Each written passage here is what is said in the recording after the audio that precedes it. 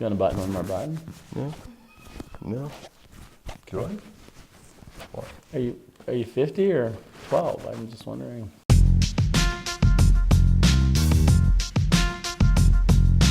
Welcome back to another edition of Holding Court with Coach Jeff Nelson. I'm J.D. Healy, and this is Coach Jeff Nelson. Hey. We do that each time. Hey. It's a nice way to roll into it. This is a great week, and what a pleasure it is to sit down with you to do the show this week. A little bit rougher, over the past couple of weeks because we came out of a rough patch. But things have turned around here, and we knew it. It started with that game against New Mexico State, and we come in and play a couple of great games last week here. Big wins here at Johnson Center. Let's talk about the first one. Lobos against the Nevada Wolfpack. Took 4 sets, but some impressive performances by the Lobos across the board. Yeah, well, first of all, you got your NMSU dig in, so you can be proud of that. I'll let everyone know. But no, the states are not state. Nevada is a much improved team. They came in and they're fighting in matches and they're winning matches. They just upset San Diego State the week before, so we knew that they were playing better. And they were going to come in and battle, and they did just that and forced us to raise our level a bit, which was good. We needed to do that. And in the end, I felt like we grounded out a little bit at first, but in the end played pretty well and got the win. You held their offense to 0 in the first set and had 7.5 blocks. That's pretty impressive. Well, we did get off to a good start. 7.5 blocks in a set is a lot of points from blocking, but holding their team to 0, we've been pretty successful all year at holding our opponents down. We've been first or second in the conference all year at opponents' low hitting percentage, and that's helped us when we haven't been as good offensively to stay in matches and to win matches. And in a match like this, when we came out strong, holding them down and then playing so well offensively, made the first game a pretty easy one for us. Sets 3 and 4, more in the hands of the Lobos. Everybody sort of recovered, so I don't know what happened in the intermission in the locker room, but everybody came out, and it wasn't like Nevada didn't let up on you. They were definitely coming at you hard with those serves again, but the Lobos seemed to handle it a lot better in the third and fourth. Yeah, I think we made adjustments, took a step back, let our front row players start picking up some of the short balls, and just had more control. We're in system better and better control of the match after that. But, like I said, I think the group's done a great job in Nevada's being much more aggressive than they have the past couple of years. All right, so you leave that one 13-9 overall, 5-4 in the Mountain West, and then you turn to San Jose Spartans on Saturday, another 4-set match. And I was not here for that one, so I'm going back and I'm reviewing all this stuff, and I see, well, the first one was 23-25, and we're not on the right side of that, of those numbers. Well, there were some outside factors, and I think our team was a little bit taken back and a little bit sensitive in game one. Colleen wasn't at the game. Her dad's been gravely ill, and we talked about playing the game for her and her mom because her mom's a big fan, always wears her Riddle Me This shirt. And Colleen, of course, has given us hundreds of volunteer hours and support for the program. And so we had discussed that before the game, and I think players had to process that and get out of it, and we just came out a little flat.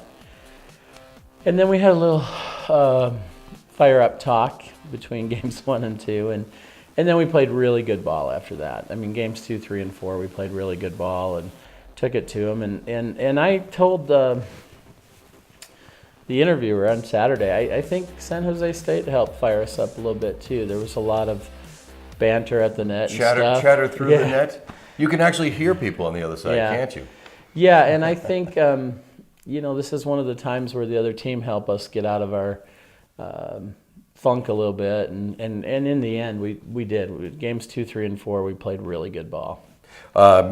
Just looking at the numbers, and it doesn't look like it was much of a problem, and that's not out of disrespect for San Jose State. No. I think it says more for where the Lobos were at. Did a great job of dispatching of the Spartans in the next 3. So let's talk about some individual things that happened there. Okay. The first one I'm going to talk about is that was a milestone for you. That was your 150th win here at UNM.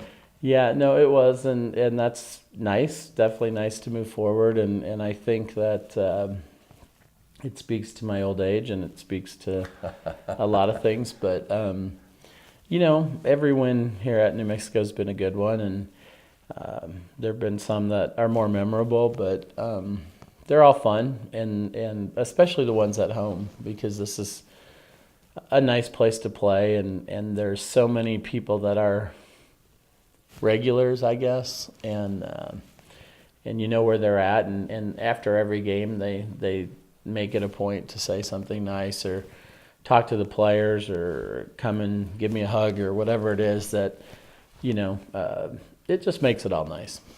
Let's talk about the games upcoming here. Going back on the road, and you're going to square off against Boise State and then Utah State. We'll talk about Boise State first. You faced them here on October 4th and swept them in 3. They're currently tied for 6th in the conference, 5-5 record along with Utah State. They're hitting 270 on the season. Their main players to look out for, Caitlin Oliver. We saw that when they were here. She's hitting 395. Sierra Nobley is hitting 290. It's got 291 kills on the season. Averages 3.78 a set. The Broncos as a team are averaging over 14 kills per set and about 13 assists. And their Hannah Johnson is Sarah Baugh, who's got 866 assists on the season. That's a solid team that we were able to handle in 3 when they were here. Does it change when you go on the road? Yeah, it absolutely does. They play in a real tight hot box, I would say. It's very warm in there.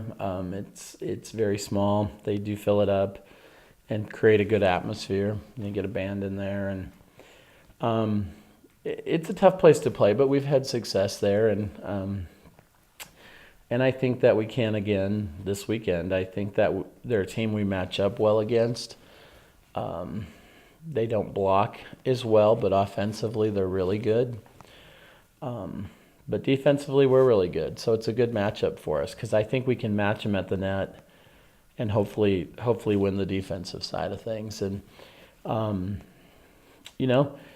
we did win pretty easy here. I hope it wasn't too easy, that we don't take them lightly, because I do think they're a really good team and a really well-coached team.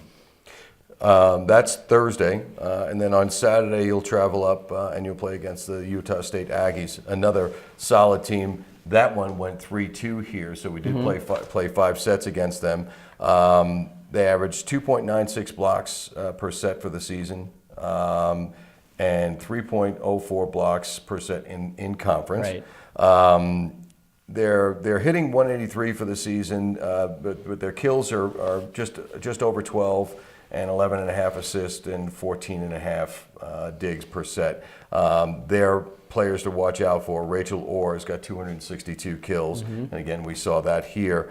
Caitlin Van Hoff leads with a hitting percentage of 332.